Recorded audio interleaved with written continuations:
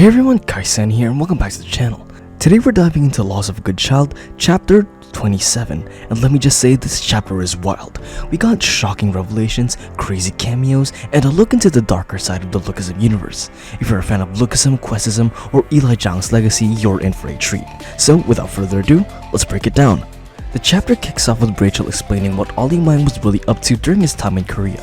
Turns out OLLY's Hostile A operation was a dark mirror of what the dead mansion was doing, but with one key difference.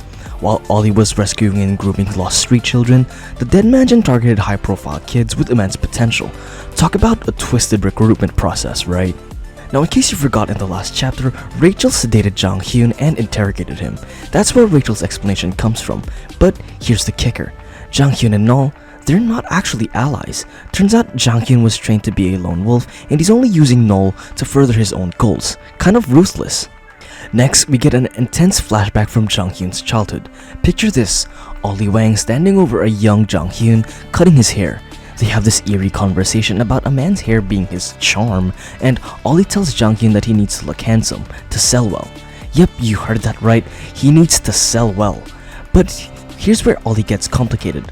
While he talks about grooming Jang Hyun to be strong and handsome like Eli Zhang, he also gives survival advice. It's twisted yet weirdly caring. The duality of OLLY WANG strikes yet again. It's clear that OLLY was molding Jang Hyun into his own twisted version of a protege, but Jang Hyun isn't just a pawn.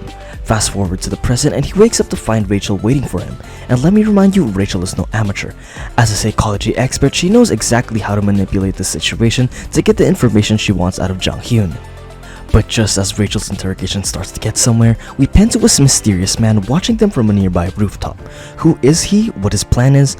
All we know is that he's about to shake things up big time. And the tension explodes when this guy interrupts Rachel and Jang Hyun's conversation. A fight breaks out and it's chaos.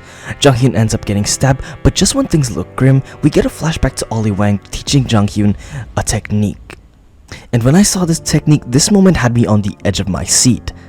And Jang Hyun taps into his primal instincts, kind of like an OLLY WANG version of Eli Zhang's animal instinct from Lookism, which completely flips the situation, slashing his opponent across the chest in a brutal counterattack. And that, my friends, is where the chapter ends. So what does this mean for Jang Hyun's character arc? Is he truly just a product of OLLY WANG's influence, or is he something more? And who was that mysterious man from the rooftop? The layers of mystery just keep piling on and I am here for it. Let me know in the comments what's your theory about the mysterious rooftop guy and how do you think Jang Hyun's story will play out. I'll catch you in the next one, and so yeah.